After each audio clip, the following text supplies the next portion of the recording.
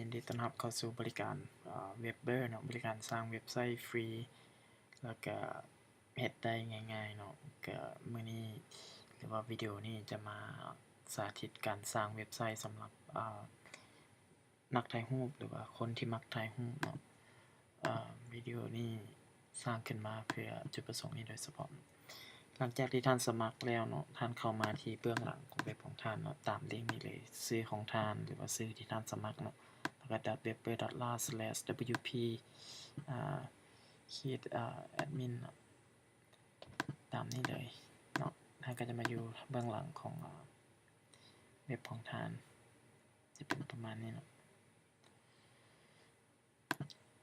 หลังจากที่เข้ามาแล้วก็เริ่มเลือกเทมเพลตของเว็บไซต์ของท่านได้เลยเนาะก็คือข้าพเจ้าเลือกไปแล้วก็คืออาจจะเป็นไซต์ตัวนี้เนาะหลังจากกดแล้วเราจะในวิดีโอนี้เราจะสาธิตการนำไซต์ตัวนี้เลยเนาะธีมตัวนี้หลังจากเฮ็ดแล้วเราก็เข้ามาที่ Option เนาะธีม Option เพื่อตั้งค่าอย่างต่างๆเนาะ Copyright เนาะข้อมูลสงวนลิขสิทธิ์ของเราเองก็ใส่ชื่อเราเองเนาะรูปภาพของเราเนาะหลังจากนั้นก็กด Save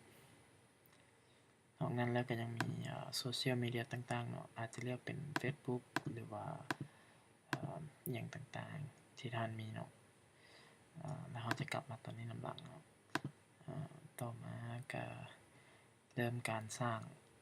หน้าโฮมเพจของเราเนาะเข้ามาที่เพจก่อนเลยหลังจากนั้นก็สร้างเพจใหม่เนาะชื่อว่าน่ารักนะหลังจากเปิดเข้ามาแล้วเนาะเราก็มาเลือกเทมเพลตว่าเราต้องการให้หน้าเว็บหน้าทวิตของเราเป็นแบบใดสำหรับข้าพเจ้าแล้วมักเป็นกริดเนาะเป็นพอร์ตโฟลิโอเนาะเพื่อจะแสดงรูปต่างๆเนาะหลังจากที่ได้แล้วเราก็กด publish เลยเนาะตอนนี้ท่านได้สร้างหน้าทำอิฐแล้วแต่ว่าเว็บของท่านยังบ่ทันได้อัปเดตเทื่อเนื่องจากท่านยังบ่ได้ตั้งค่าให้เลือกเอาหน้านี้เป็นหน้าโฮมเนาะเราก็เข้ามาตั้งค่ามาเปลี่ยนหน้าโฮมให้เป็นหน้าที่เรา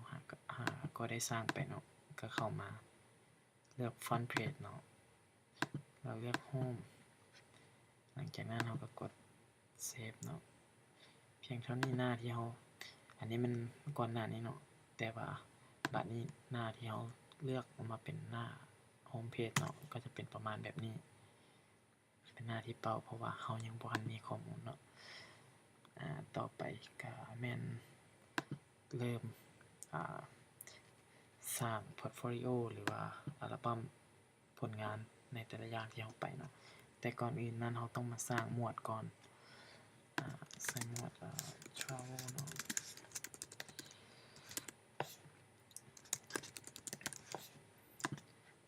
หมวด travel เนาะเรามาเลือก layout ว่าเรามัก layout แบบใดสำหรับข้าพเจ้าแล้วมักแบบเป็นตารางหรือว่าถ้ามักแบบแนวนอนก็สามารถ horizontal ได้เนาะหลังจากนั้นเราก็มาอีกหมวดนึงเนาะอาจจะเป็น experience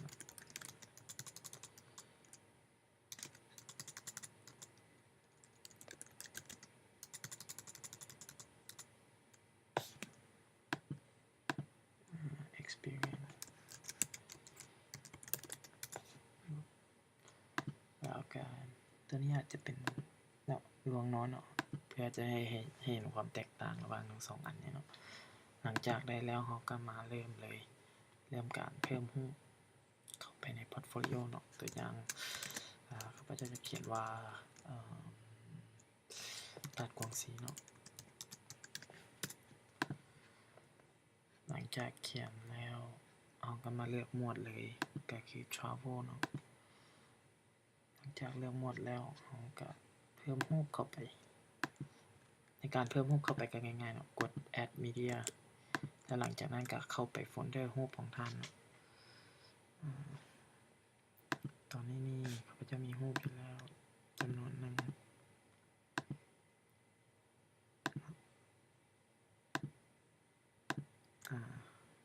หลังจากเลือกรูปไปแล้วเขาก็ลากมาลงเลยเนาะแล้วก็ท่าให้เว็บไซต์อัปโหลดแป๊บหนึ่ง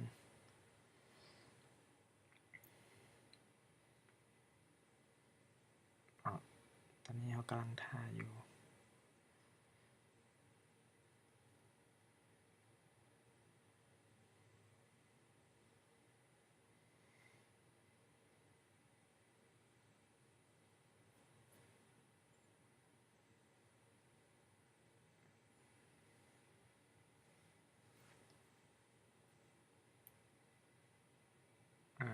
โอเคหลังจากนั้น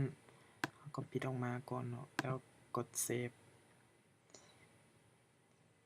หลังจากกดเซฟแล้วเราเลื่อนลงมาลุ่มๆสุดเนาะเพื่อมาเพิ่มรูปเข้าไปในโปรเจกต์ของเรา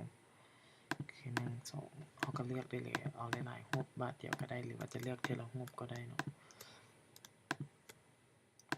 กดเพิ่มเข้าไปเนาะถ้าแป๊บนึงโหลดออกมาเนาะโอเคแล้ววันนี้เราก็สามารถเขียนคำอธิบายได้เกี่ยวกับว่าตัวอย่างไปเที่ยวตลาดกวงศรีแขวงหลวงพระบางหลังจากนั้นก็กด publish เพียงเท่านี้เราก็มาเบิ่งหน้าทำอิฐของเราจากหน้าเปล่าๆอย่างนี้เราก็จะเห็นว่ามีรูปออกมาเนาะแต่ว่าเราบ่ต้องการรูปนี้ให้โชว์อยู่หน้าทำอิฐเนาะเราต้องการรูปอื่นเราก็สามารถเลือกได้เนาะอาจจะเลือกรูปนี้ก็เพียงแต่ลากขึ้นมาให้อยู่รูปทำอิฐเนาะแล้วหลังจากนั้นก็กดอัปเดตเอามา refresh มันโอเคเนาะหลังจากนั้นรูปเราก็จะเปลี่ยนมาเป็นรูปใหม่เนาะสำเร็จไปในการเพิ่มรูปโปรเจกต์ที่1เนาะเอามาเพิ่มหลายๆโปรเจกต์ด้วยกันอาจจะเป็นเลาะเที่ยวเมืองหลวงพระบาง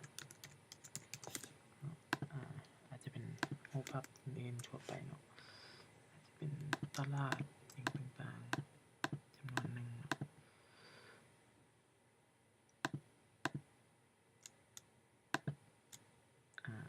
แล้วก็ลากเข้ามาวางเนาะ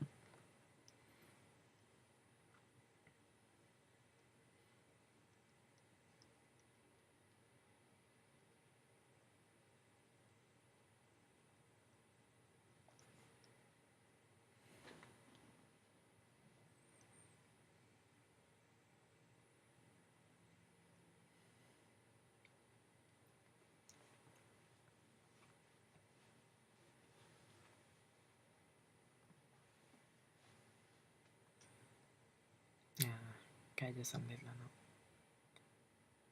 รอแป๊บนึงโชคดีที่บริการเว็บเบอร์นำใช้ระบบคลาวด์เนาะเลยแฮปในการ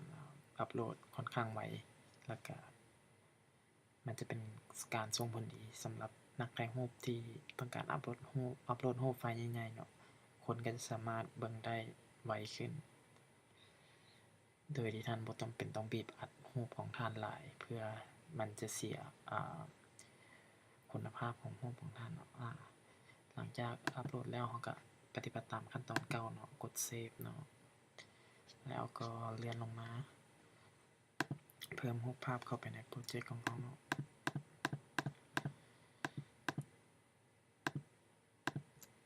โอเค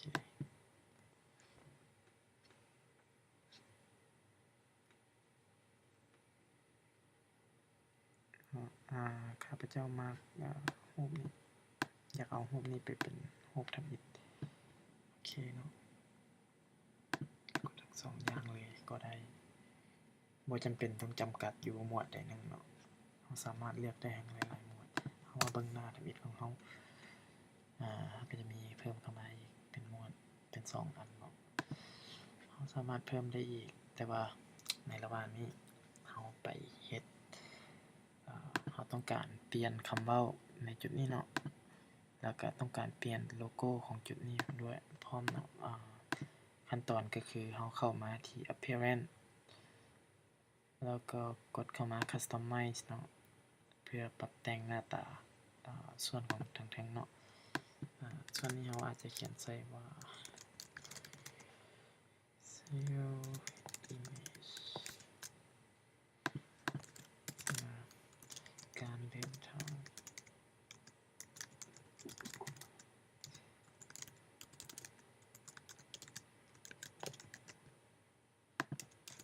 เนาะ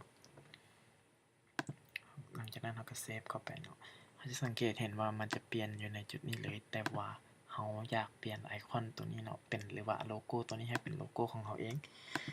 สำหรับข้าพเจ้าก็อยากแนะนำเว็บนี้เนาะเป็นเว็บที่ให้ไอคอนฟรี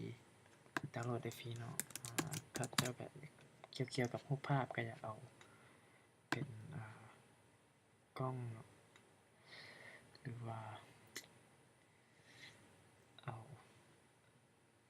ตัวนี้น่าสนใจแล้วเราก็ดาวน์โหลดได้เลยเนาะเลือกขนาดที่ท่านต้องการเนาะร้อง128เนาะโอเคหลังจากโหลดออกมาแล้วเราก็เข้ามานี่เลยเนาะโลโก้เนาะแล้วก็เปลี่ยนตัวนี้เนาะในการอัปโหลดลากมันมาวางไว้เลยเนาะได้สบายมาเป็นสังเกตเห็นว่าโลโก้ตัวนี้เปลี่ยนไปแล้วเนาะโอเคหลังจากนั้นก็กดเซฟเนาะแล้วก็ออกมาเบิ่งว่าหน้าหลักของเว็บพอเปลี่ยนไปหลายสำเร็จโอ้เนาะมันค่อนข้างใหญ่แต่ว่าเราสามารถปรับได้เนาะจะเอาขนาดน้อยลงเอา32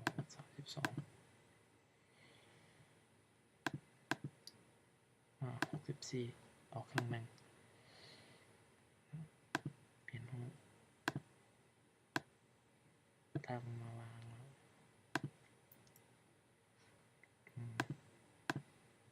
64โอเค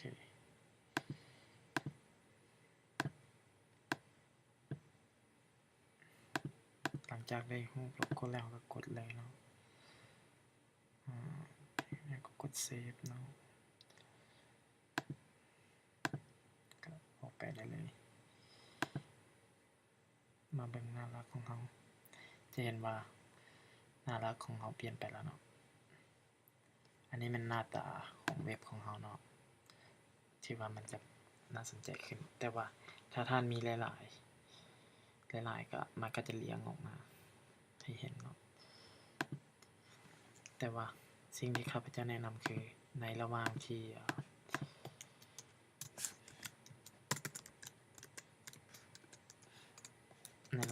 ท่านยังบ่มีโปรเจกต์หลายท่านสามารถเลือกใส่โหมดนี้ได้เนาะโดยการเข้ามาเปลี่ยนที่หน้าโฮมเพจเนาะที่เราสร้างขึ้นมาโดยการเปลี่ยนเป็น horizontal portfolio เนาะหลังจากนั้นกดอัปเดตแล้วก็เข้ามาเบิ่งในการเปลี่ยนแปลงใหม่เนาะก็จะเป็นแบบนี้แต่ละอัลบั้มของท่านก็จะเปลี่ยนแปลงไปตามนี้เลยเนาะ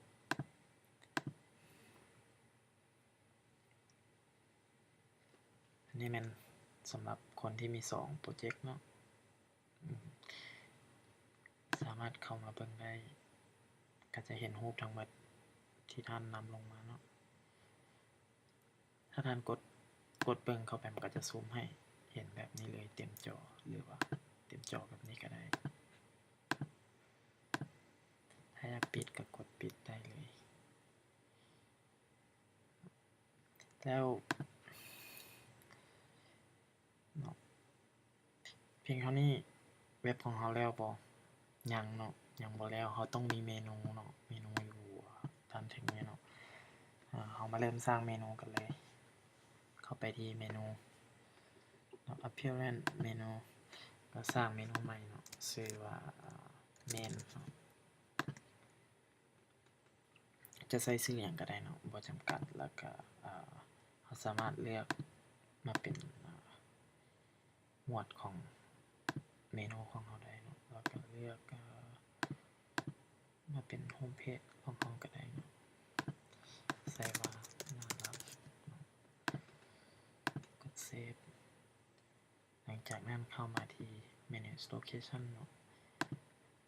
primary นี้จะเป็นเมนูที่อยู่ด้านแทงเนาะด้านแทงในจุดนี้เนาะแล้วจุดนี้ก็จะเป็นfooter ก็จะเป็นตัวที่อยู่ด้านลุ่มสุดเนาะในจุดนี้แล้วก็ header secondary ตัวนี้ข้าพเจ้าบ่มั่นใจแต่เราไปเบิ่งกันว่ามันอยู่ไสเนาะโอเค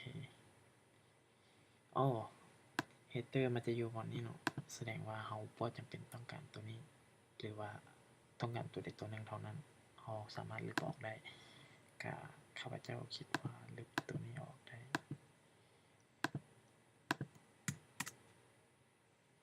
เนาะโอเคก็จะมีเมนูอยู่นี้เนาะมาเบิ่งว่านอกจากเขาจะได้เว็บแล้วเขายังได้เว็บในเวอร์ชันของมือถืออีกก็คือ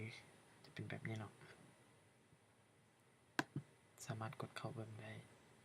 ประมาณแบบนี้เนาะขยายออกมาโอเคเนาะเพียงเท่านี้ท่านก็จะมีเว็บสำหรับ